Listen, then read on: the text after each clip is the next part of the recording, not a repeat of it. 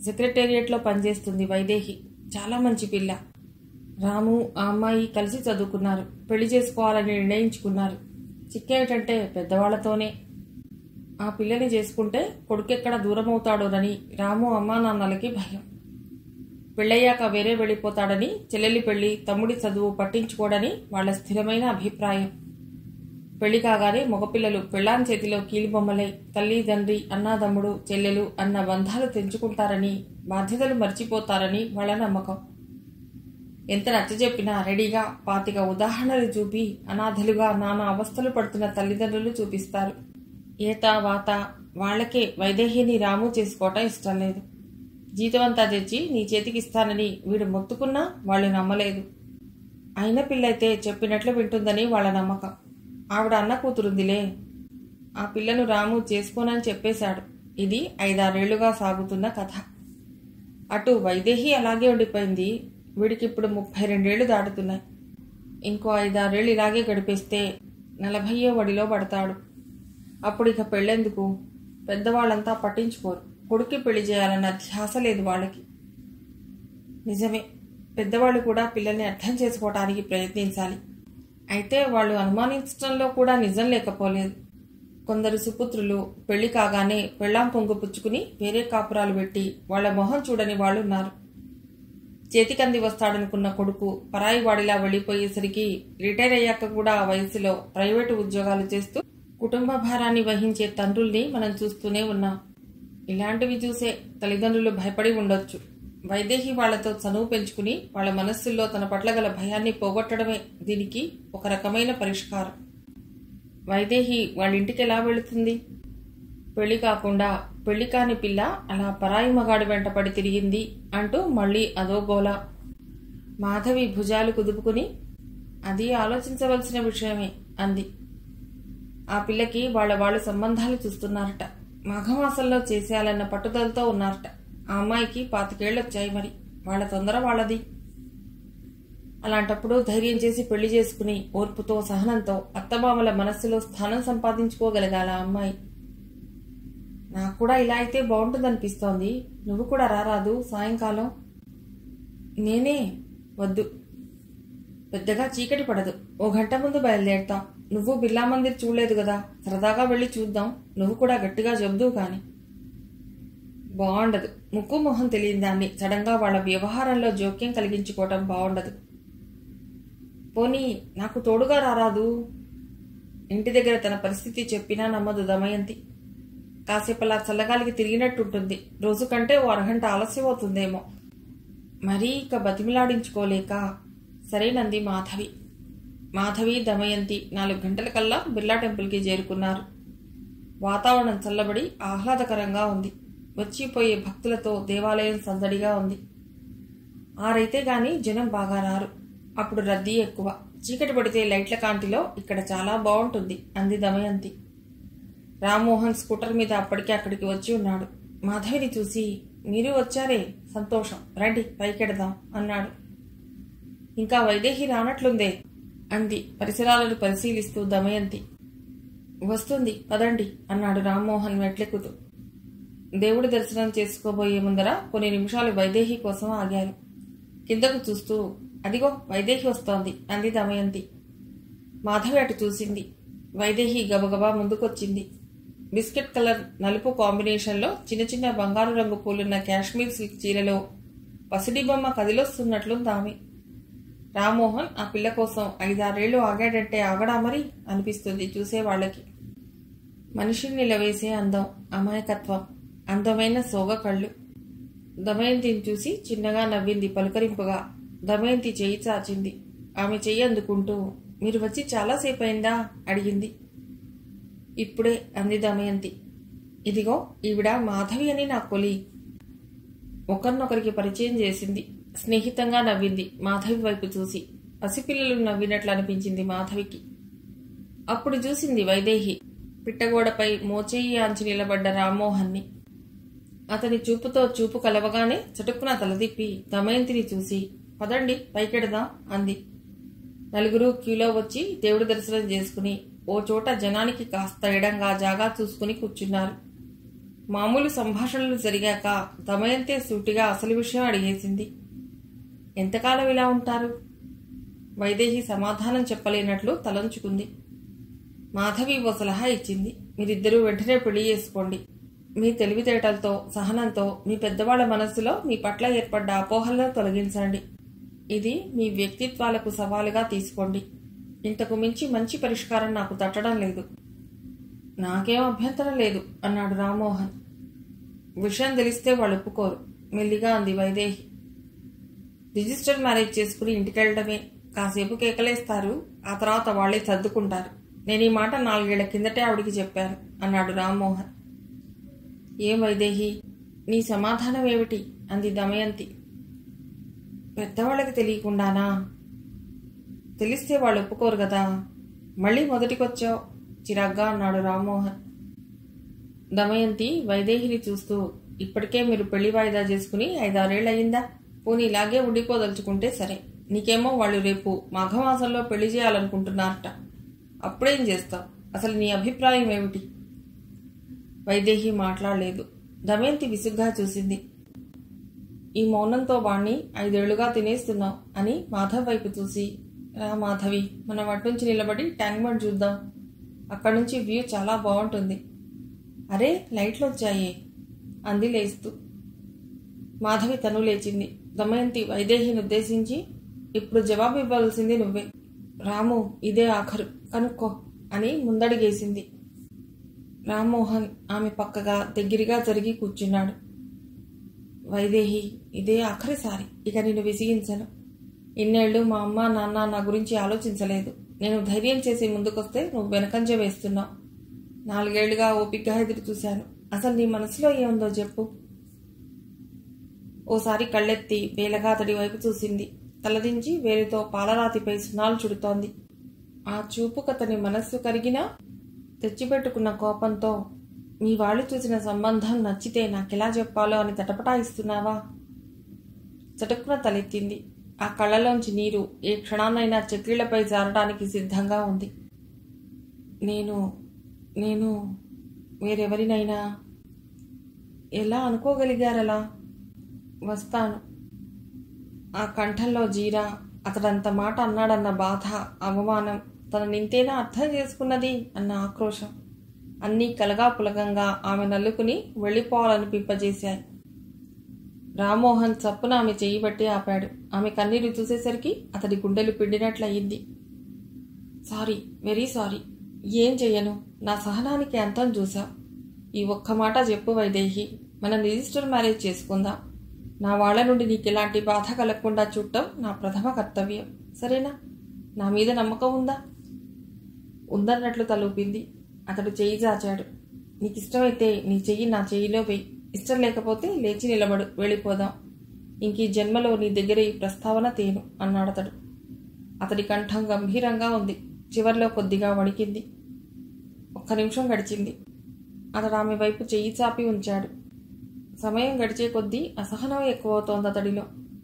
ఆమెలో కదలిక. వెళ్ళిపోవటానిక? అతడి గుండె వేగంగా స్పందించింది. ఆమె చెయ్యి కదిలింది. అది మెల్లిగా అతడి చేతిపై పువ్వులా వాలింది. రామ్మోహన్ మొహంలో కళ్లల్లో మెరుపులు మెరిశాయి. బలమైన అతడి చేతులు ఆమె మెత్తని చేతిని అపురూపంగా పదిలంగా పట్టుకున్నాయి. అతడు తల వంచి థ్యాంక్ యూ అన్నాడు. వెళదాం. కొద్దిగా తలెత్తి అతడి వైపు చూసింది. ఆ కళ్లల్లో కోటి కాంతులు. ఆ కాంతికి తట్టుకోలేనట్లు రెప్పలు వాల్చేసింది వైదేహి. ఈ 6 ఏళ్లుగా ఆమె దాపులకి రావటానికి జంకిన సిగ్గు ఒక్కసారిగా ఆమె నిలువెల్లా ఆవరించుకుంది. ఆమె పరిస్థితి అర్థం చేసుకున్న అతడు హాయిగా నవ్వేసి, లే వెళదాం అన్నాడు, చెయ్యి కొద్దిగా ఎత్తుతూ. లేచారిద్దరు. తమ కేసి వస్తున్న ఆ జంటను చూసింది మాధవి. దమయంతికి చూపుతూ, వైదేహి పెళ్లి కూతురయింది అంది. డాక్టర్ అరుణ, ఎండి గైనకాలజిస్ట్. బోర్డు చూసింది మాధవి. రిక్షా ఆగింది. శరత్, మాధవి దిగారు. రిక్షా వాడికి డబ్బిచ్చి లోపలికొచ్చారిద్దరు. ఆడవాళ్లు, పిల్లలు కుర్చీలో కూర్చుని ఉన్నారు.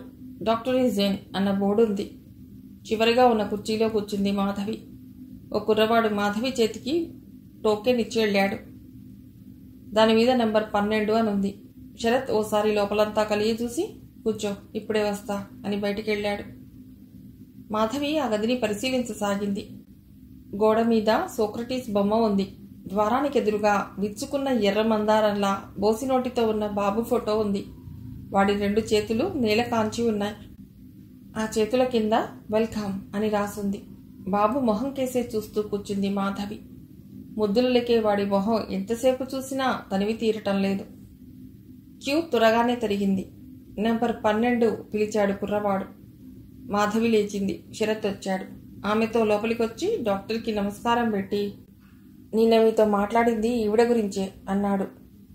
అలాగా అన్నట్లు చూసి, ఇలా వచ్చి కూర్చోండి అంది డాక్టర్. మాధవి అమ్మ పక్కనే ఉన్న స్టూల్ మీదకి వెళ్ళి కూర్చుంది. మాధవిని పరీక్షించింది అరుణ. ఆ తర్వాత ఆమె లేస్తూ, పదమ్మా అంది. కన్సల్టింగ్ రూమ్కి పక్కనే ఉన్న పెద్ద గదిలోకి నడిచింది ఆమె. తన అసిస్టెంట్కి మాధవిని చూపుతూ, ఈమెకు స్కానింగ్ చేయండి అంది. ఎస్ డాక్టర్ అంటూ అసిస్టెంట్ ఆ ఏర్పాట్లు చూడసాగింది. మాధవి ఓ దృఢ నిశ్చయానికి వచ్చినట్లు అరుణకేసి చూసి, డాక్టర్, ఈ స్కానింగ్లో నా కడుపులో ఉన్నది ఆడపిల్ల అని తెలిస్తే మా అత్తగారు వాళ్ళు ఆ పిల్లని నా కడుపులోనే చిదిమేస్తారు. బలవంతంగా అబార్షన్ చేయిస్తారు. ప్లీజ్ మీరు నాకు సాయం చేయాలి. ఆ మాట వినగానే డాక్టర్, ఓ అదా సంగతి. నేను మామూలుగా అందరిలాగా ఆడో మగో తెలుసుకోవాలని వచ్చారనుకున్నా. నాకేం తెలుసు ఈ ప్లాన్తో ఉన్నారని. అందుకే మీరు నాకు తప్పక సహాయం చేయాలి. మగపిల్లవాడైతే మీరు అబద్ధం ఆడవలసిన అవసరం లేదు. కానీ ఆడపిల్ల గనుకైతే మీరు అబద్ధం ఆడాలి. ఓ ప్రాణిని కాపాడటానికి మీరు అసత్యం చెప్పాలి. మగబిడ్డేనని చెప్పండి. బిడ్డ బయటకు వచ్చాక వాళ్ళు ఏం చేస్తారు? చెప్పండి డాక్టర్, చెప్తారు కదూ. డాక్టర్ అరుణ మాధవి కేసి చూస్తోంది. ఈ మధ్య చాలామంది స్కానింగ్లో ఆడపిల్ల అని తను తేల్చగానే అబార్షన్లు చేయిస్తున్నారు. ఈ రోజుల్లో ఇంకా ఆడమగ ఏమిటి? ఆడపిల్ల ఇంటికి లక్ష్మి. చేతులా మీరే లక్ష్మిని దూరం చేసుకుంటున్నారు. ఎందుకు ఆ పసిదాన్ని మొగ్గలోనే తుంచుతున్నారు అంది అరుణ. పేషెంట్ ఆమె కేసి చూస్తూ, మీకిద్దరూ మగపిల్లలే కాబట్టి ఏం తెలియటం లేదు. ఆడపిల్లని ఈ రోజుల్లో పెంచి పెద్ద చేసి బోల్డంత డబ్బు పెట్టి చదివించి 1000 కట్నాలు ఇచ్చి వేరే ఇంటికి పంపాలి. ఆ పిల్ల మీద ఇంత ఖర్చు పెట్టడం వలన మా కొరిగిందేముంది? ఆడపిల్ల పెళ్లిగానే పరాయిదే కదా. దాని నుండి మనం ఏమాశిస్తామని? సుఖంగా ఉన్నప్పుడొచ్చి దబాయించి మరీ 4 వస్తువులు పట్టుకుపోతుంది. కష్టాల్లో ఉంటే దూరం నుండి 4 సానుభూతి వాక్యాలు చెప్తుందే తప్ప నడుం కట్టి నిలబడి కష్టాల్లో భాగం పంచుకుంటుందా చెప్పండి? ఆదుకుంటుందా? ఒకవేళ పిల్లక ఉద్దేశం ఉన్నా అల్లుడప్పుకోవాలి కదా. అందాక దేనికి? అసలు పెళ్లి మాట ఏమిటి? పెళ్ళిళ్ళు అవ్వటం ఎంత కష్టంగా ఉంది. ఎంత చదివినా ఉద్యోగాలు చేస్తున్నా ఎంతమంది ఆడపిల్లలు వృద్ధకన్యలుగా మిగిలిపోవటం లేదు. పెళ్ళైన దగ్గర నుండి అది తీసుకురా ఇది తీసుకురా అంటూ ఆ అత్తగారు పిల్లని రాచి రంపాన పెట్టడం, కిరోసిన్ పోసి తగలు పెట్టడాలు ఇవన్నీ చూస్తుంటే బాబోయ్ మాకు పిల్లలొద్దు, అందున ఆడపిల్ల అస్సలొద్దు అనాలనిపిస్తోంది. అంటే పిల్లల్ని కనేది స్వార్థం కోసమా అంటారేమో. అవును, పిల్లలు వృద్ధాప్యంలో అండగా నిలబడకపోతే దేనికి? కాలు చెయ్యి ఒంట్లో సత్తువ ఉన్నన్ని రోజులు కష్టపడి వాళ్లను ఉన్నత స్థితికి తెచ్చినప్పుడు సత్తువ ఉడిగినాడు చూస్తారనేగా. అది వారి బాధ్యత. కొడుక్కి తల్లిదండ్రుల బాధ్యత తప్పదు. ఇష్టం ఉన్నా లేకపోయినా కనీసం సంఘం కోసం భయపడైనా చూస్తాడు అంటూ ఓ చిన్న సైజు ఉపన్యాసం ఇచ్చిందామె. చాలా పొరపడ్డావు. ఎంతమంది కొడుకులు తల్లిదండ్రుల్ని చూస్తున్నారో చెప్పు.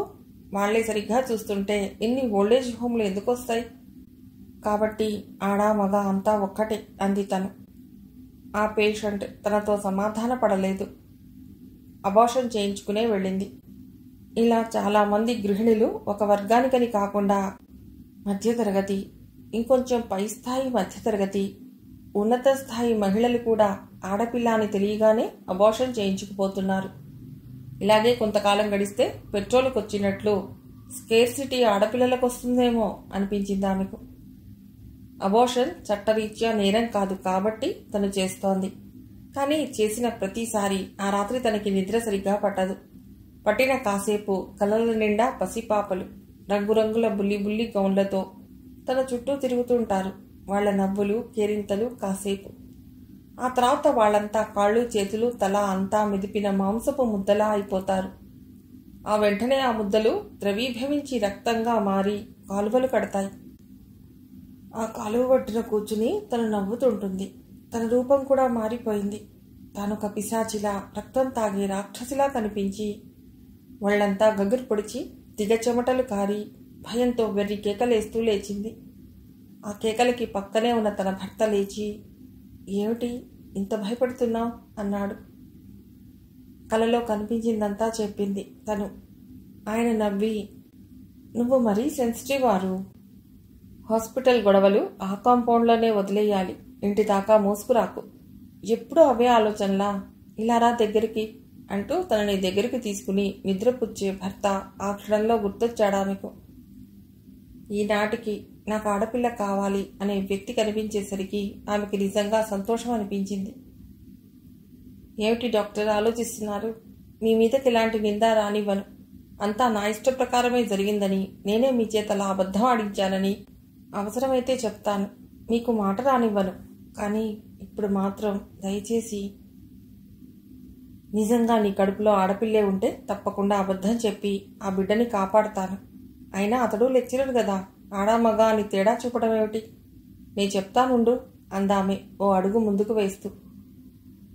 మాధవి కంగారుగా ఆమె నాపి, వద్దండి, మీరు ఆయనతో మాట్లాడవలసిన అవసరమే లేదు. మీ ముందు మౌనంగా ఉన్న ఇంటికి వెళ్ళాక నన్ను. డాక్టర్ ఓ సెకండ్ ఆమె కళ్ళలోకి చూసి, ఓ అది కూడా ఉందా? సరే, నేను అతడికి ఏమీ చెప్పను, నీ ఇష్ట ప్రకారమే చేస్తాను అంది. స్కానింగ్ చేశారు. మాధవి గర్భంలో ఉంది ఆడపిల్ల. డాక్టర్ తన రిపోర్ట్లో మేల్ చైల్డ్ అని రాసిచ్చింది. మీకు పుట్టబోయేది అబ్బాయి అంది అరుణ. శరత్ మొహం కొద్దిగా వికసించింది. Thank you doctor, thank you అన్నాడు. మాధవి ఆమెకి నమస్కరించింది కృతజ్ఞతగా. ప్రిస్క్రిప్షన్ రాస్తూ, చాలా వీక్గా ఉంది మాధవి, ఈ మందులు రెగ్యులర్గా వాడాలి, పళ్ళ రసాలు పాలు తీసుకోవాలి, ఎక్కువ శ్రమ పడకండి, ప్రతి నెలా వచ్చి చెక్ చేయించుకోండి అంది. అలాగే నన్నట్లు తలూపింది మాధవి. డాక్టర్ అరుణకి మరోమారు నమస్కరించి ఇంటికి వచ్చేశారిద్దరు. అతడు తల్లి దగ్గరికి వచ్చి, అమ్మా నీకు మనవడేనే అన్నాడు. సావిత్రమ్మ మొహం ఓ క్షణం పువ్వులా విప్పారింది. పోనీలే నాయనా, ఒడ్డున పడ్డా. అదే ఆడపిల్లయి ఉంటేనా నీ గడ్డి నువ్వు తిని ఎదుటి గడ్డికి చేయి చాపవలసి వచ్చేది. అందుకేగా స్కానింగ్ చేయించింది. ఆడపిల్ల అని డాక్టర్ చెప్పుంటే ఈ పూటే అబోర్షన్ చేయించేవాణ్ణి అన్నాడు. మాధవి కాళ్ళు కడుక్కుని లోపలికొచ్చింది. అమ్మా, మాధవికి పళ్ళు పాలు బాగా ఇవ్వాలన్నది డాక్టర్, విశ్రాంతి కూడా బాగా అవసరమట అన్నాడు శరత్. ఇంకేం మరి, ఉద్యోగం మాన్పించి ఇంట్లో కూర్చోబెట్టు. ఓరి వాజమ్మా, మరీ అంతలా మురిసిపోయి దాని అడుగులకి మడుగులొత్తకు, నెత్తికెక్కిందంటే మరి దిగదు. డాక్టర్లకేం, వాళ్ళు అలాగే చెప్తారు. పళ్ళు పాలు బాగా తిన్నదంటే కడుపులో పిల్లవాడు బాగా లావై కాన్పు కష్టమవుతుంది. పని బాగా చేస్తే సులభంగా పురుడొస్తుంది. నాకు తెలియదా కడుపుతో ఉన్న పిల్లనెలా చూడాలో అంది. మళ్ళీ తనే, వాళ్ళ నాన్నకి ఉత్తరం రాయి, వచ్చే నెలలో సుడిదలిస్తారు అంది. శరత్ ఓ క్షణం తలగొక్కుని, అదేమిటో నువ్వే రాయ్, నేను సంతకం పెడతా అన్నాడు. పిచ్చి సన్నాసి, ఈ మాత్రం కూడా తెలియదు. సర్లే నే రాస్తాలే అందామె. శరత్ బయటికి వెళ్ళాడు. ఓ అరగంట తర్వాత మాధవి గదిలోకి వచ్చి, ఇదిగోనమ్మా నీ మొగుడు పాలు ఇవ్వమని ఆర్డర్ వేసిపోయాడు, తాగు అంది గ్లాస్ చేతికిస్తూ సావిత్రమ్మ. మాధవి చిన్నగా నవ్వి, నా మొగుడు మీ అబ్బాయేగా అంది గ్లాస్ అందుకుంటూ. ఆవిడ ఆమె నవ్వు మొహాన్ని చిటపటలాడుతూ చూసింది. మీరు గుడికెళ్లారేమో అనుకున్నా. ఈ రోజు నుండి రామాలయంలో సుందరకాండ చెప్తున్నారటగా. ఆయన ఎవరో చాలా బాగా చెప్తారట, వెళ్ళకపోయారా అంది. నాకేం వినాలని లేదు. దేవుడు గుళ్ళోనేనా, ఇంట్లో లేడా అంది చిరాగ్గా ఆవిడ. లేడని కాదు, ఎందుకలడు అందులేడని సందేహము వలదు అన్నాడు ప్రహ్లాదుడు. ఎక్కడో ఎందుకు, మనలోనే ఉన్నట్ట. మా శాస్త్రి గారు చెప్తుంటారు. కానీ మనం ఒక్కసారే మేడ మీదికి వెళ్ళలేం కదా, ముందు ఒక్కో మెట్టు ఎక్కుతూ పైకెడతాం. అట్లాగే ఈ దేవాలయాలు, భాగవతులు, పురాణాలు, భగవంతుని కథలు, ఉత్సవాలు, హరికథలు, ఉపన్యాసాలు మనకు మెట్ల లాంటివి. వీటిని ఆధారంగా మనలో ఆధ్యాత్మికతని పెంపొందింపజేసుకోవాలి. అప్పుడే మనసు భగవంతుడి పట్ల కొద్ది క్షణాలైనా నిలబడగలుగుతుంది. ఇంట్లో మనకి ఆ నిలకడ కలగదు. దేవాలయాలకు వెళ్లే వాళ్ళంతా తెలివి తక్కువ వాళ్ళ? ఏమోనమ్మా, నీలా మాట్లాడటం నాకు చేత కాదుగా. నాకైతే ఆ గుడి కంటే ఇల్లే బాగుంటుంది. పాపాలు చేసేవాళ్లే గుళ్ళకి గోపురాలకి వెడతారు. నేనేం పాపం చేయలేదు అంది ఆమె. ఇక మనిషితో ఏం మాట్లాడవలసింది లేదని మౌనంగా ఊరుకుంది మాధవి. ఆవిడ వెళ్ళిపోయింది. తన పెళ్ళైనప్పటి నుండి చూస్తోంది. ఆమె తత్వం తనకు అంతుపట్టడం లేదు. సాధారణంగా ఆ వయసులో వాళ్ళు కృష్ణ రామ అంటూ కాస్త దైవచింతనలో పట్టడం సహజం. కానీ ఈ వీళ్ళో అది మచ్చుకైనా కనిపించదు. ఉదయం పూట దేవుడి పూజ ఎందుకు చేస్తుందో అర్థం కాదు తనకి. అప్పుడే కూరగాయల గురించి, నీళ్ల గురించి, మామగారు వెళ్ళవలసిన రేషన్ షాప్ గుర్తు చేయటం, కొడుకుకి ఇవ్వవలసిన డబ్బు, పని మనిషి గిన్నె సరిగ్గా కడగలేదని, చాకలివాడు ఇస్త్రీ బట్టలు తేలేదని, కూర మాడిపోతుందని తిట్టుకుంటూ లేచి వచ్చి కూర సంగతి చూసి వెళ్ళి మళ్ళీ దేవుడి ముందు కూర్చుంటుంది. ఆవిడ పూజ చేసే విధానం కొత్తలో తనకి ఎంతో హాస్యంగా కనిపించేది. ఏమాత్రం కాన్సన్ట్రేషన్ ఉండదు. అందుకోసం తన వైపు నుండి ఏమాత్రం ప్రయత్నించదు. ఎంతసేపు తిండి, ఇరుగు పొరుగులతో కబుర్లు, తమ బృందంలో చేరని వాళ్లపై బురద చల్లటం, కువిమర్శలు. భర్త కొడుకు తన చేరితే డబ్బు గురించి తప్ప మరో మాట మార్చుకోరు. డబ్బుని ఎలా కూడబెట్టాలి, ఎలా అభివృద్ధి చేయాలి, ఎలా సంపాదన పెంచాలి అన్న విషయాల మీద చర్చలు సాగిస్తుంటారు. తల్లి కొడుకు వేరుగా సమావేశమై ముసలాయన్ని తిట్టిపోస్తారు.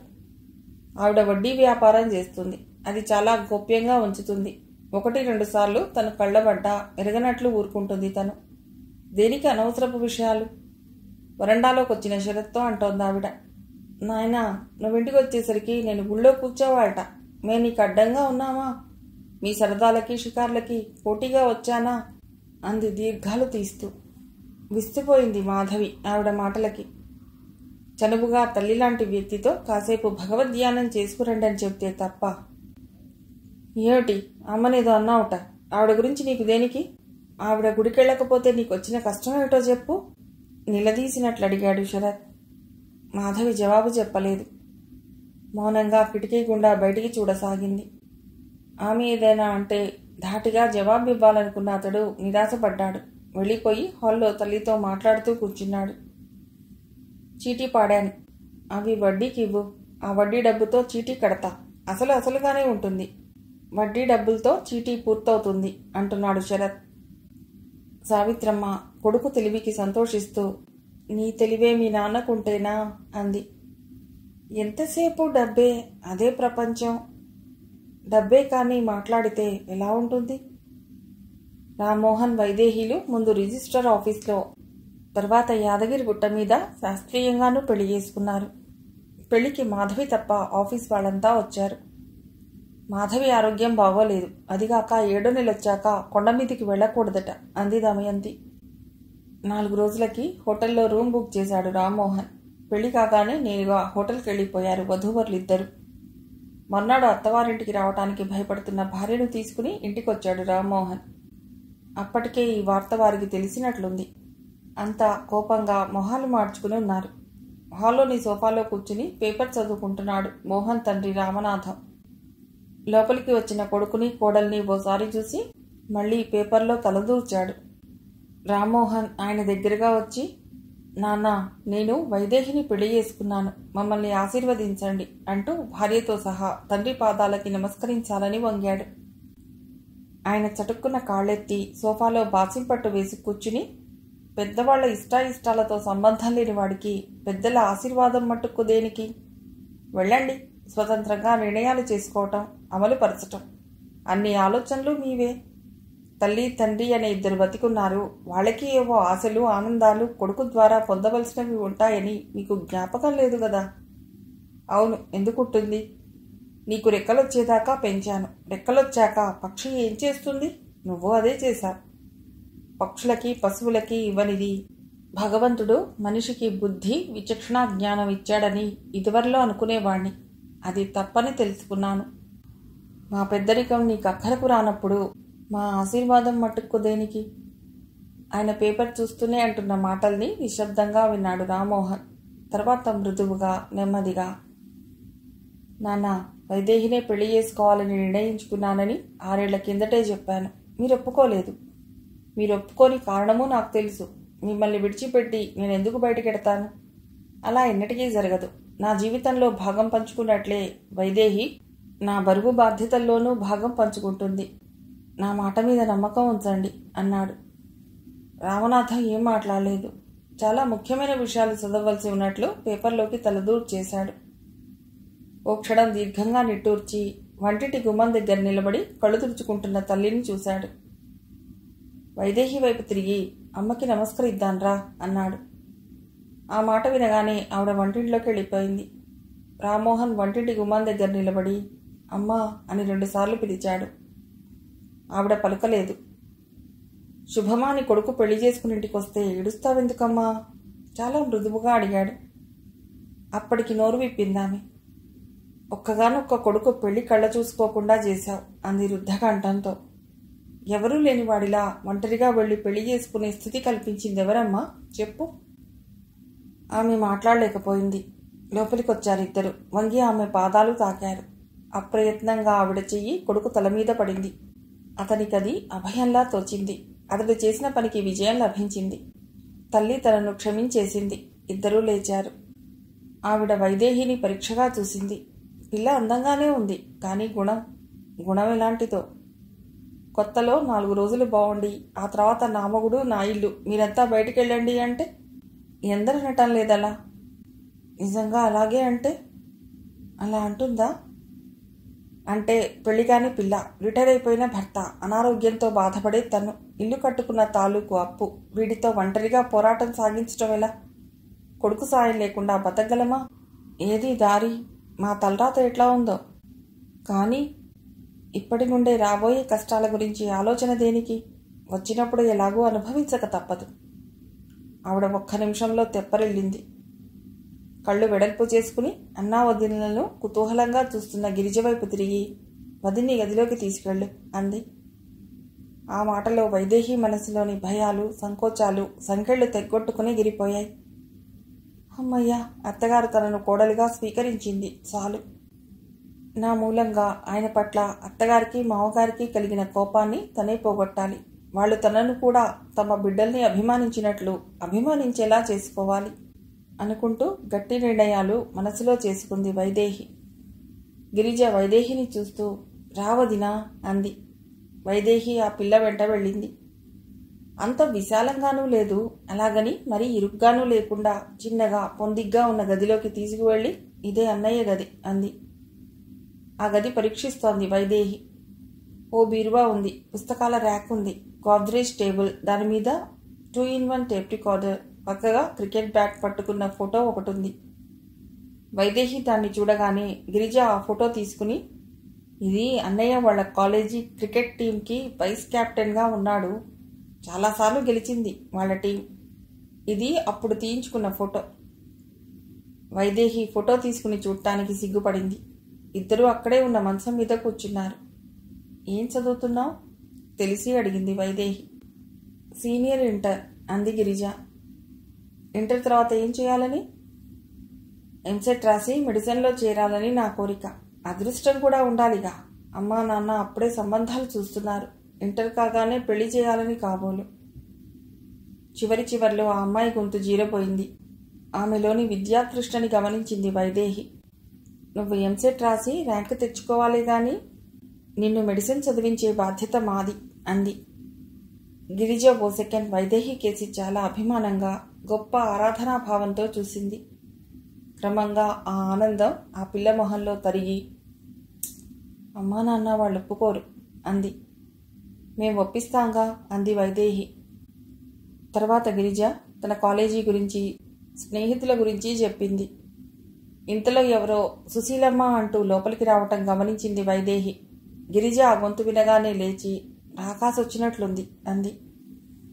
రాకాస్ ఎవరు? ఉందిలే, మన ఇంటి పక్క ఆవిడ.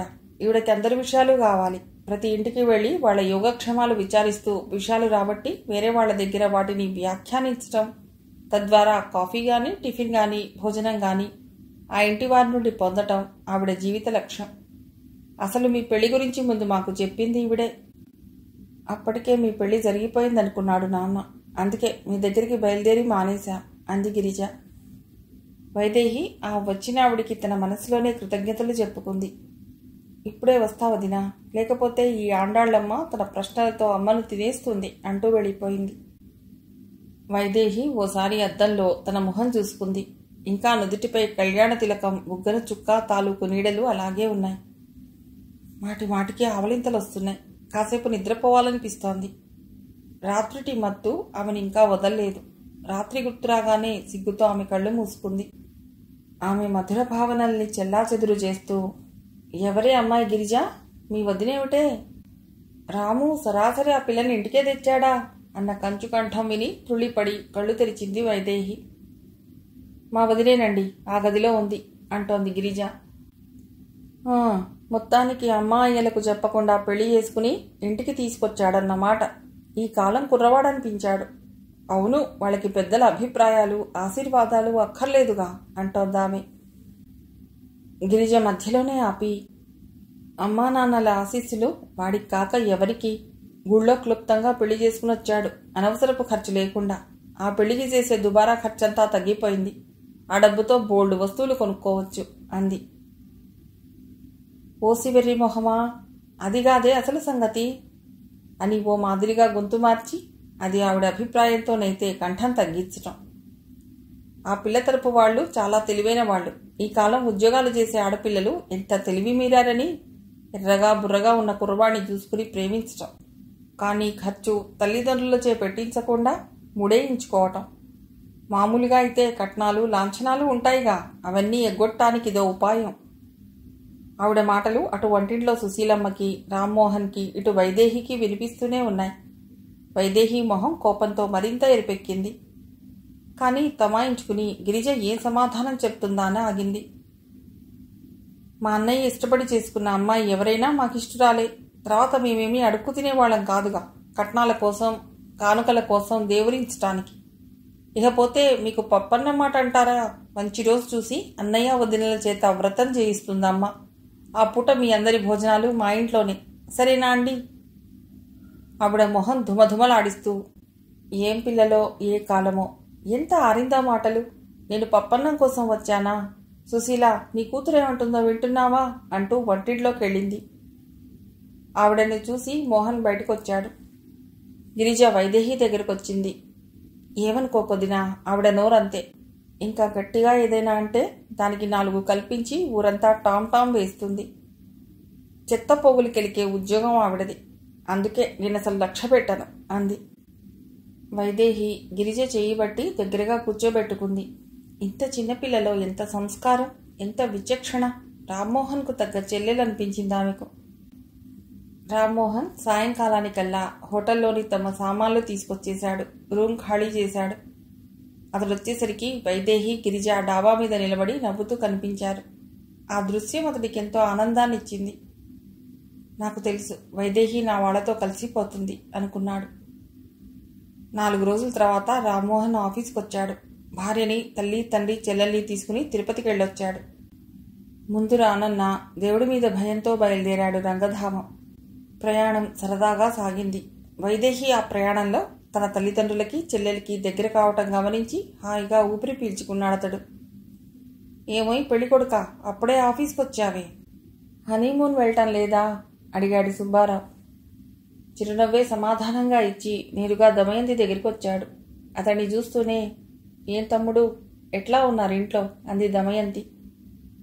మోచేయి టేబుల్ మీద ఆనించి, థ్యాంక్ యూ సిస్టర్, నీ సలహాకు కృతజ్ఞతలు. అసలు ఈ మాత్రం సపోర్టు నాకు నువ్వు ఇదివరకే ఇవ్వవలసింది. నువ్వు థ్యాంక్స్ చెప్పవలసింది నాకు కాదు, మాధవికి. ఈ సలహా మాధవిది. అయితే ఆవిడకు ప్రత్యేక కృతజ్ఞతలు చెప్పుకోవలసిందే. ఇంట్లో వాళ్ళు, ముఖ్యంగా అమ్మ, గిరిజ, వైదేహితో బాగానే ఉన్నారు అన్నాడు. అయితే అంతఃపురాన్నే కొట్టావు, నీకిక ఢోకా లేదు నవ్వుతూ అందామే. కాంగ్రాట్స్, మీ పెళ్లికి రాలేకపోయాను అంది మాధవి ఫైల్ టేబుల్ మీదుంచి. బాస్ గదిలోంచి సంతకాలు పెట్టించుకుని బయటకొచ్చిందామె అప్పుడే. అంచేత మీరు రేపు ఆదివారం మా ఇంట్లో జరిగే వ్రతానికి తప్పక రావాలి. నేను ఇంటికొచ్చి మిగతా వాళ్ళని కూడా పిలుస్తాను అన్నాడు. ఎందుకండి శ్రమ, నేను చెబుతానుగా మా వారికి అందామె. ఇతడొచ్చి పిలిస్తే శరత్ ఏమంటాడో తనకు తెలుసు. ఆదివారం వ్రతానికి మాధవి వెళ్లలేదు. 7వ నెల వచ్చిందని శ్రీమంతం చేయటానికి లలితను వెంటబెట్టుకుని వచ్చారు పార్వతమ్మ, శంకరం. ఆ రోజు ఉదయం దమయంతి మోహన్ ఇంటికి వెళ్లి సాయంకాలం పేరంటానికి మాధవి దగ్గరికి వచ్చింది. పేరంటం అయ్యింది. పార్వతమ్మ స్వీట్లవి తనే పట్టుకొచ్చింది. పళ్ళు పూలు శంకరం గారి చేత తెప్పించింది. సావిత్రమ్మ సంకల్పించుకోలేదు. ఆవిడ ముభావం గురించి ప్రశ్నించింది లలిత. ఆవిడ తీరంతే అని కట్ చేసింది ఆ విషయాన్ని మాధవి. చైతన్య తన మాటలతో ఇంటిల్లిపాదిని ఆకర్షించాడు. వాడికో పెద్ద ధర్మ సందేహం వచ్చింది. అమ్మా, ఆంటీ పొట్ట అంత పెద్దగా ఉందే అడిగాడు మెల్లిగా తల్లిని. దమయంతి నవ్వి, లోపల పాపాయి ఉంది అంది. బయటికి రాదేం మరి? ఇంకో 2 నెలలు కాగానే వస్తుంది. చాలా రోజులే, మరి నాతో ఆడుకుంటుందా? నువ్వు పాపతో ఆడుకుంటావా? మరి పాపని నాకు అచ్చంగా ఇచ్చేస్తారా? ఆరి భడవా, ఇప్పటి నుంచే నీకు పిల్ల కావాల్సి వచ్చిందిరా నవ్వుతో వాణ్ణి దగ్గరికి తీసుకుంది పార్వతమ్మ. ఇంతలో రాజేంద్ర స్కూటర్ వచ్చి ఆగింది. అప్పటిదాకా వరండాలో కూర్చున్న శరత్ అతన్ని చూస్తూనే మొహం చిట్లించుకుని లోపలికి వెళ్ళాడు. తప్పనిసరి మాధవి, రండి రండి అంటూ లోపలికి ఆహ్వానించింది రాజేంద్రని. రాజేంద్ర స్కూటర్ దిగి లోపలికి వచ్చాడు. దమయంతిని చూస్తూ, చీకటి పడింది కదా, బాబుతో బస్సులో ఇబ్బంది పడతావని అమ్మ పంపించింది. చైతు, రా నాన్న పిలిచాడతడు. బాబాయిని చూడగానే చైతన్య పరిగెత్తుకుంటూ వచ్చాడు. చైతన్యని ఎత్తుకుని అతడు వెళ్లటానికి సిద్ధపడగా, అదేమిటి అప్పుడే బయలుదేరారు, కాస్త టిఫిన్ అయినా తీసుకోండి అంది మాధవి. అబ్బే, ఇప్పుడేమీ వద్దండి, పొద్దుపోయింది, అమ్మ భోజనం చేయకుండా కూర్చుంది, వెళ్ళాలి అంటూ చైతన్యతో బయటికొచ్చాడు. దమయంతితో పాటు మాధవి, లలిత, పార్వతమ్మ వాకిలి దాకా వచ్చారు. దమయంతి స్కూటర్ ఎక్కింది. చైతన్య అందరికీ టాటా చెప్పి చెయ్యూపుతూ, ఆంటీ, పాపాయిని నాకు అచ్చంగా ఇచ్చేయాలి అన్నాడు. అంతా నవ్వారు వాడి మాటలకి. స్కూటర్ కదిలింది. లోపలికి వచ్చేశారు. అందరి భోజనాలు అయ్యాయి. అలసటగా ఉండి మాధవి పాలు తాగి వెళ్ళి పడుకుంది. కాసేపటికి గదిలోకి వచ్చాడు శరత్. ఆమె మెడకుగానే ఉందని గమనించి, అంతగా వాణ్ణి లోపలికి రమ్మని పిలవటం దేనికి? ఆవిడ కోసం వచ్చినవాడు ఆవిడని తీసుకుని వెళ్ళిపోతాడు, నువ్వెదిరెళ్ళి ఆహ్వానించాలా? టిఫిన్ కూడా చేయమని బతిమిలాడితివి, పాపం తినకపాయే, దురదృష్టవంతుడు. అయినా నువ్వు బలవంతం చేశావు, పాపం. మాధవి చెయ్యి తలగడగా పెట్టుకుని పడుకుంది. కళ్ళు మూసుకునే అతడి మాటలు వింటూ ఉంది. అతడికి జవాబు ఇవ్వాలనిపించలేదు. ఆమె మౌనం అతడిని మరింతగా రెచ్చగొట్టింది. నీకెన్నిసార్లు చెప్పినా బుద్ధి రాదేం? మాటలతో కాదు, ఇక నుండి నీకు చేతలతో చెప్తాను. పరాయి మగవాళ్లతో ఎందుకు అంతగా క్లోజ్గా మాట్లాడతావు? ఇంట్లో పెద్దవాళ్లున్నారన్న ఇంగితమైనా లేదు. బయట ఆఫీస్లో ఇంకెంత బరితగిస్తున్నావో. మాధవి కొండంత బాధని గుండెల్లో దాచుకుంది. కనురెప్పల మాట నుండి అవమానపు అగ్ని కణాల్లా నీటి చుక్కలు జారుతున్నాయి. మాట కలుషితమైన చోట మనస్సు కలుషితంగా ఉంటుంది. ఎందుకు అతను ఇలా మాట్లాడతాడు? అతన్ని అర్థం చేసుకోవటానికి ఎంత ప్రయత్నిస్తోంది తను. ఈ లోపం అతడిదా, తనదా? తను భార్యగా అతడికేం లోపం చేయటం లేదు. ఎందుకు అతను ఇలా ప్రతి చిన్నదానికి పురుగును విదిలించినట్లు విదిలిస్తాడు? తను ఆనందంగా ఉండడు. ఇతరులు ఆనందంగా ఉంటే చూడలేడు. ఆనందం సూర్యోదయం లాంటిది, అది ఎప్పుడూ ఉంటుంది. కానీ ఇతడి లాంటి వాళ్ళు మరోవైపు చూస్తూ దాన్ని పోగొట్టుకుంటారు. వేప చెట్టు తేనె చుక్కలు ఎలా ఒలికిస్తుంది? బొగ్గును ఎంత కడిగినా తెల్లబడుతుందా? ఎలా తెల్లారిందో ఆమెకు తెలియదు. ఆఫీస్కు వెళ్ళొస్తోంది. రోజులు గడుస్తున్నాయి. రుక్మిణి తల్లికి జబ్బుగా ఉందని టెలిగ్రామ్ వస్తే వైజాగ్ వెళ్ళిపోయింది. మాధవికి 9వ నెల వచ్చింది. శంకర్రావు వచ్చి మాధవిని పురిటికి తీసుకెళ్లాడు. ప్రసవం దగ్గర పడుతుంటే అప్పటిదాకా ఉన్న ధైర్యం సడలిపోసాగింది ఆమెకు. పుట్టింది ఆడపిల్ల అని తెలిస్తే భర్త, అత్తగారు తననికి ఆ గడప తొక్కనిస్తారా? వెంటనే మళ్లీ తనకి తానే ధైర్యం చెప్పుకునేది. ఏం చేస్తారు? ఆ ఇల్లు తన భర్తది, అంటే తనది. తనని ఆ ఇంటి నుండి వెళ్ళగొట్టే అధికారం ఎవ్వరికీ లేదు అని గట్టిగా గుండెదిటువు చేసుకునేది. ఆ రోజు ఉదయం లేచినప్పటి నుండి చాలా నలతగా ఉంది మాధవికి. నడుల్లో నుండి సన్నగా పోటు రావటం మొదలైంది. కావలసిన సామాన్లు సర్దుకుని పార్వతమ్మ కూతుర్ని తీసుకుని రిక్షాలో హాస్పిటల్ చేరుకుంది. దారిలో ఎదురుపడిన పక్కింటి వాళ్ళ అబ్బాయితో శంకర్రావుకి కబురు పెట్టింది. డాక్టర్ మాధవిని పరీక్షించి, బహుశా సాయంకాలం కావచ్చు డెలివరీ అంది. మధ్యాహ్నానికల్లా శంకర్రావు వచ్చేశాడు. డాక్టర్తో మాట్లాడాడు. మరేం కాంప్లికేషన్స్ లేవండి, పురుడు తేలిగ్గానే అవుతుంది అందావిడ. మాధవి వళ్లంతా చెమటలు కారిపోతున్నాయి. ఉండుండి బాధతో మూలుగుతోంది. పార్వతమ్మ మాధవి నడు రాస్తూ కూర్చుంది. సాయంకాలం 6 గంటలకి మాధవి బంగారపు బొమ్మలా మెరిసిపోతున్న ఆడపిల్లను ప్రసవించింది. ఆడపిల్ల అంది బయటకొచ్చి నర్స్. అమ్మయ్యా, మహాలక్ష్మి పుట్టింది, ఈరోజు శుక్రవారం కూడాను అంది పార్వతమ్మ. ఆ తల్లి కన్యకా పరమేశ్వరి తల్లి బిడ్డలనిద్దరినీ సుఖంగా బయటపడేసింది, అంతే చాలు అనుకున్నదామె మనస్సులో ఆ దేవికి నమస్కరిస్తూ. అల్లుడికి టెలిగ్రామ్ ఇచ్చొస్తాను అని బయటికెళ్ళాడు శంకర్రావు. ఎర్రగా ఉన్న బుల్లి బుల్లి పెదాలు, నల్లటి జుట్టు, బంగారంలా మెరుస్తున్న ఒళ్ళు, ముద్దుగా మెరిసిపోతున్న మనుమరాల్ని చూసుకుని మురిసిపోతోంది పార్వతమ్మ. మర్నాడు ఇరుగు పొరుగు ఊళ్ళో ఉన్న బంధువులు వచ్చి మాధవిని చూసెళ్లారు. లలిత్ వచ్చి ఓ పూట ఉండి వెళ్ళింది. టెలిగ్రామ్ అందగానే శరత్ వస్తాడనుకున్నారిద్దరు. అతడు రాకపోగా కనీసం మాధవి ఆ పసిపిల్ల ఎలా ఉన్నారని అడుగుతూ కార్డు ముక్కైనా రాయలేదు. వారం రోజులు కావస్తున్నా అల్లుడి దగ్గర నుండి ఉత్తరం రాకపోయేసరికి అతడికి కోపం ఎందుకొచ్చిందో అర్థం కాలేదు శంకర్రావుకి. మాధవి హాస్పిటల్ నుండి ఇంటికొచ్చింది. 11వ రోజు బారసాల చేసుకునేది లేనిది తెలియదాయి. ఏం చేయటానికి పాలు పోవటం లేదు వాళ్ళకి. శాస్త్రి గారు వచ్చి మాధవిని పలుకరించి బారసాలు ఎప్పుడని అడిగెళ్ళారు. ఆ రాత్రి పాప నిద్రపోయాక కూతురు దగ్గర చేరి మెల్లిగా కదిపింది పార్వతమ్మ. అల్లుడేదన్నా కావాలని అడిగాడా? నువ్వు ఆయనతో గొడవ పడ్డావా? ఎందుకని కనీసం జవాబైనా రాయలేదు వాళ్ళు అంది. మాధవికి చెప్పక తప్పింది కాదు. ఆయనకు ఆడపిల్ల పుట్టడం ఇష్టం లేదు. అందుకని శరత్ తనని డాక్టర్ దగ్గరికి తీసుకువెళ్ళటం, డాక్టర్ చేత తను అబద్ధం చెప్పించటం అంతా వివరంగా చెప్పింది. ఆమె చెప్పేదంతా పక్కనే ఉండి పార్వతమ్మ అవతల గదిలో ఉన్న తండ్రి విని నిశ్చేష్టులయ్యారు. ఏమిటి వింత అనిపించింది వాళ్ళకి. చివరికి పార్వతమ్మ, ఆ డాక్టర్ అలా అబద్ధం చెప్పటం ఏం బాగుండలేదు అంది. ఆవిడ నా కోరిక మీదే అలా చెప్పింది. అట్లా చెప్పకపోతే ఈరోజు ఈ పాప ఒళ్ళు జలధరించింది మాధవికి. ఒళ్ళో ఉన్న పాపని ఎత్తి గుండెలకి హత్తుకుంది. నిద్రలో పాప కాస్త కదిలింది తల్లి గుండెల స్పర్శకి. ఈ బంగారు తల్లి నా కడుపులోనే కరిగిపోయేది అంది. ఆమె కళ్లల్లో నీళ్లు తిరిగాయి. గుప్పెటలు బట్టి ఈ పాడు ప్రపంచాన్ని ఇప్పుడిప్పుడే చూడను అంటున్నట్లు కాటుక కళ్ళు మూసుకుని యోగ నిద్రలో ఉన్నట్లుంది పాప. పార్వతమ్మలోని తల్లి మనస్సు ఆ మాటలతో కదిలింది.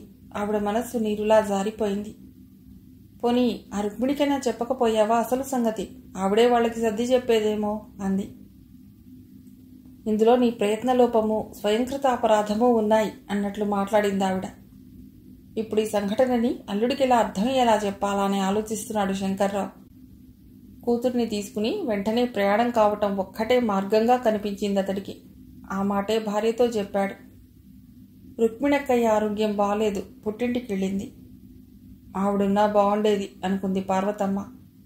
మర్నాడు సాయంకాలం వచ్చిన శాస్త్రి గారికి బారసాలు అక్కడే చేసుకుంటారట అని చెప్పి శాస్త్రి గారి చేతిలో 25 రూపాయలు పెట్టి దండం పెట్టాడు శంకర్రావు. పాప పుట్టిన నక్షత్రం మంచిదని పిల్ల జాతకం టూకీగా చెప్పి వెళ్ళిపోయాడు ఆయన. 11వ రోజు ఉదయానికల్లా ఇంటి ముందాగిన ఆటోలోంచి తల్లిదండ్రులతో పసిపిల్లతో దిగింది మాధవి. అంతకుముందే దమయంతి దగ్గర నుండి ఉత్తరం వచ్చింది. ఆవిడికి రిప్లై రాస్తూ తను ఫలానా రోజు వస్తున్నానని, రుక్మిణి ఊరు నుండి వచ్చి ఉంటే చెప్పమని రాసింది మాధవి. మాధవిని పాపని చూసిన పని మనిషి మహాలక్ష్మి, పెద్దమ్మగోరు, కోడలిగోరు, చిన్నమ్మాయి గోరు వచ్చేశారు అంటూ సంబరంగా అరిచింది. మాధవి చేతుల్లోని పాపని చూసి, అబ్బా బంగారంలా ఉంది, అచ్చం మీ పోలికేనండి అంది. తను వాకిట్లో చల్లటానికి తెచ్చిన నీళ్ల చెంబు తీసుకుని తల్లి పిల్ల చుట్టూ తిప్పి అవతల పారబోసింది. లోపలికెళ్ళండికా అంది. మాధవి లోపలికొచ్చింది. సావిత్రమ్మ కోడల్ని చూసి మొహం మార్చుకుని పక్కనున్న బియ్యపురాల్ని చూసి, పురుడు హాస్పిటల్లోనా ఇంట్లోనా అంది. హాస్పిటల్లోనే అంది బెరుగ్గా పార్వతమ్మ. అయితే ఏదో మార్పిడే జరుగుంటుంది. డాక్టర్ మాకు మగపిల్లాడని చెప్తే ఆడపిల్ల ఎలా పుడుతుంది? నిగ్గదీసింది ఆవిడ.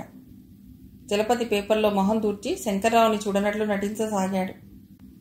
ఆడపిల్లని కన్న తండ్రిని అనిపించింది ఆ క్షణంలో శంకర్రావుకి. గుమ్మల్లో నిలబడ్డ తనని అలా అవమానించినా తన కూతుర్ని సమర్థించుకోవలసిన అవసరం, ఆమె కాపురాన్ని నిలబెట్టవలసిన బాధ్యత తండ్రిగా తన మీదున్నాయి కాబట్టి ఆయన పలుకరించకపోయినా తనే జరిగిన సంగతంతా చలపతికి సావిత్రమ్మకి చెప్పాడు. వాళ్ళు కొన్ని క్షణాలు ఆశ్చర్యపోయారు. నేను పురిటిగది దగ్గరే ఉన్నాను, మాధవి బిడ్డ ఆడపిల్లే అంది. శంకర్రావు చేతి సంచిలో నుండి డాక్టర్ ఇచ్చిన బర్త్ సర్టిఫికేట్ ఇచ్చాడు చూడమని చలపతికి. సావిత్రమ్మ కోపంగా కోడల్ని చూస్తూ, మొగుడిని మోసం చేసే ఆడది ఎంత పని చేయటానికైనా తగుతుంది. మీ అమ్మాయిని మీరు తీసుకెళ్లొచ్చు. అన్నన్నా, ఎంత జాణ కాకపోతే డాక్టర్ చేత అబద్ధం చెప్పిస్తుందా? అమ్మో, ఇలాంటి కోడలు నాకొద్దు తల్లోయ్ అంది. పార్వతమ్మ ఆవిడ దగ్గరికి వెళ్ళి చేతులు రెండూ గట్టిగా పట్టుకుని, మీరలా అనటం భావ్యం కాదు. ఏ పిల్లయితేనే దేవుడిచ్చింది. ఏదో చిన్నతనం, తెలిసి తెలియనితనంతో అలా చెప్పిందే అనుకోండి.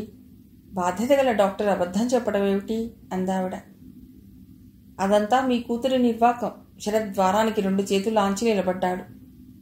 మాధవి తల్లి భుజం మీద చేయి వేసి, అమ్మా నువ్వాగు అని అత్తగారి వైపు చూసి, చూడండి, ఈ బిడ్డని కనటంలో నాతో పాటు మీ అబ్బాయికి కూడా బాధ్యత ఉందని మర్చిపోకండి.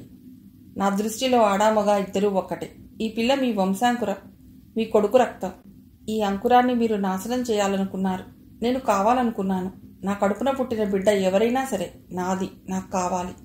ఈ బిడ్డను నేనే కన్నాను అనేసి గబగబా లోపలికొచ్చింది. శరత్ అప్రయత్నంగా అడ్డు తొలిగాడు. తన గదిలోకొచ్చి పాపని మంచం మీద పడుకోబెట్టింది. ఇంతలో రుక్మిడొచ్చింది.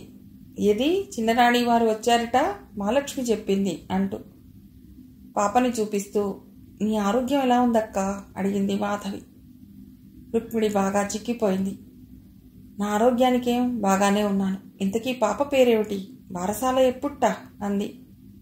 పార్వతమ్మ గొంతు తగ్గించి, బారసాల ఇంకానా? ఆడపిల్లను ఎందుకు కన్నావు అంటూ ఇంట్లోకి రానివ్వకుండా వరండా దిగువనే నిలవేసిందావిడ. ఈ విడ్డూర నేనెక్కడా చూడలేదమ్మా అంది కోపంగా. రుక్మిణి చిన్నగా నిట్టూర్చి, శరత్కి ముందు ఓ ఆడపిల్ల ఉంది. శరత్ అక్కకి మంచి సంబంధం చూసి పెళ్లి చేశారు. తర్వాత తెలిసింది అతడంత యోగ్యుడు కాదని. పిల్లని నానా బాధలు పెట్టాట. చివరికి ఆ అమ్మాయి బావిలో దూకి ఆత్మహత్య చేసుకుంది. అప్పటి నుండి సావిత్రత్తయ్య మారిపోయింది. ఆవిడకి ఆడపిల్లలంటే కోపం. వాళ్ల వల్ల ఎన్నో బాధలు పడాలని ఆవిడ గట్టి నమ్మకం. శ్రోతలిద్దరూ ఆశ్చర్యంగా విన్నారు. బాగుంది, ఎక్కడో ఓ ఆడపిల్లకి అన్యాయం జరిగిందని ప్రపంచంలో తల్లిదండ్రులు ఆడపిల్లల్ని కనరా ఇంకా? ఎంత మూర్ఖులు అనుకుంది మాధవి. ప్రతిరోజు పేపర్లో 1-2 కిరసనాయిలు పోసి తగలుబెట్టిన చావులు చూస్తూనే ఉన్నాం. అలాగని ఇక భూమి మీద ఎవ్వరూ ఆడపిల్లల్ని కనటం లేదా, పెంచటం లేదా? విద్యాబుద్ధులు చెప్పించి బోలెడంత కట్నం ఇచ్చి అత్తారిళ్లకి పంపటం లేదా? ఏది మానుకున్నారు? ఎక్కడో ఎవరికో అనర్థం జరిగిందని ఆడపిల్లల్ని కనరా ఎవరు అంది పార్వతమ్మ ఆవేశంగా. మూర్ఖులు కాకపోతే ఇంత అందమైన మనుమరాల్ని కళ్ళ కూడా చూడకుంటారా? ఇంతకీ పేరేమిటి అంది రుక్మిణి పాపని ఎత్తి ముద్దాడుతూ. ఏమీ అనుకోలేదు ఇంకా అంది మాధవి. బంగారంలా మెరిసిపోతోంది పాపాయి. స్వర్ణ అంటే బాగుంటుందేమో. స్వర్ణ చాలా బాగుంది పేరు అంది మాధవి. ఉండి ఇప్పుడే వస్తాను. పాపను తీసుకుని లోపలికి వెళ్ళింది రుక్మిణి. తల్లిదండ్రులతో వంటింట్లో చర్చిస్తున్నాడు శరత్. వాళ్ళని చూసి, నీ పద్ధతే నచ్చలేదు నాకు. శుభమాని కోడలు మనవరాలు ఇంటికొస్తే ఇలాగేనా ప్రవర్తించేది? ఎవరైనా వింటే నవ్వుతారు. మీ బుద్ధి సరైంది కాదు. లేకపోతే ఆడపిల్లలైతే అబార్షన్ చేద్దామనుకోవటం ఏమిటి? అందుకే ఆ పిల్ల ధైర్యంగా డాక్టర్ చేతే అబద్ధం చెప్పించింది. మంచి పని చేసింది. కాస్త మనుషుల్లా ప్రవర్తించండి. ఏనాడో జరిగిపోయింది. ఆవిడ గీత అలా ఉండిపోయింది. అట్లాగని ప్రతి ఆడదాని జీవితం మీ కూతురి దురదృష్టంతో పోలుస్తారా? మీ అల్లుళ్లాంటి త్రాష్టుల్లా ఉంటారా అందరూ? మీరు, నేను, మాధవి, మనకు తెలిసిన వాళ్ళు ఎందరూ సుఖంగా సంసారాలు చేసుకోవటం లేదు. అందరూ మీ అల్లుళ్లాంటి వాళ్లే ఉంటే ప్రపంచం మరో రకంగా ఉండేది. పిచ్చి పిచ్చి ఆలోచనలు మానండి. ఈ కొంప మాధవి వచ్చాకే కాస్త కళకళలాడుతోంది. ఇదివరలో శ్మశానంలా నిశ్శబ్దంగా ఉండి ఎప్పుడైనా రావాలన్నా చిరాగ్గా ఉండేది. ఇప్పుడు ఈ ఇంటికి లక్ష్మి వచ్చింది. చూడండి, బంగారంలా మెరిసిపోతూ, భగవంతుడిని గుర్తు తెస్తూ అమాయకంగా ఉన్న ఈ మీ రక్త సంబంధాన్ని చూడండి. వాళ్ళు రుక్మిణి మాటల్ని వింటున్నారే తప్ప జవాబు ఇవ్వలేదు. సావిత్రమ్మ కోపంగా ఏదో అనబోయింది. దానికి అవకాశం ఇవ్వలేదు రుక్మిణి. ఇప్పుడు వాళ్ళని మీరింట్లోంచి పంపిస్తారా? అలా మాధవి ఆ పసిపిల్లతో బయటికెడితే మీకే అన్ని విధాలా నష్టం. ఇది తెలిసిన నలుగురు మీ మొహాన ఉమ్మేస్తారు. మాధవి ఉండగా మీ అబ్బాయికి మళ్ళీ పెళ్లి కాదు. చక్కగా నెల నెలా జీతం తెచ్చి మీ చేతుల్లో పోసే గంగిగోవు లాంటి కోడలు దూరమవుతుంది. ఆలోచించండి. పరువు పోతుంది, డబ్బు పోతుంది. వాళ్ళ మొహాల్లోకి పరిశీలనగా చూస్తూ అంది రుక్మిణి. ఓ సెకండ్ ఆగి, వెళ్ళండి. వరండాలో నిలబడ్డ బాబాయ్ గారితో మాట్లాడిరండి మావయ్య మీరు. నువ్వెళ్ళి మాధవికి మీ పియ్యపురాలికి కాఫీ ఇవ్వద్దయ్యా. కాస్త మొహాల్లో నవ్వు పులుముకోండి అంది చిరాగ్గా చూస్తూ వాళ్ళని రుక్మిణి. ఏమనుకున్నారో ఎటు వాళ్ళటు వెళ్ళారు. సావిత్రమ్మ కాఫీ తెచ్చి ఇచ్చింది అందరికీ. చలపతితో మాట్లాడుతున్నాడు శంకర్రావు. శరత్ బయటికెళ్ళిపోయాడు. ఆ పూట ఉండి ఆ రాత్రికే బయలుదేరారు శంకర్రావు, పార్వతమ్మ. వెళుతూ దారిలో రుక్మిణి దగ్గరికి వెళ్ళారు. రుక్మిణి చేతులు పట్టుకుని, నా పిల్లని కాస్త కనిపెట్టుండు రుక్మిణమ్మ తల్లి. వాళ్ల ధోరణి చూస్తే భయంగా ఉంది. నా పిల్లనేం చెయ్యరు కదా, బెంగగా అంది. వాళ్ల మొహం వాళ్ళేం చేస్తారు? మీరేం దిగులు పడకండి పిన్నిగారు, నేను చూస్తుంటాను. వారం వారం పిల్ల ఇలా ఉందో ఉత్తరం రాస్తుండు తల్లి. ఉత్తరం చూసేదాకా మాకు మనశ్శాంతి ఉండదు. అలాగే నేను రాస్తాను. పసిగుడ్డుని మాధవిని వదల్లేక మనసు దిటువు చేసుకుని వెళ్ళిపోయారు. మిగిలిన కథ తర్వాతి భాగంలో.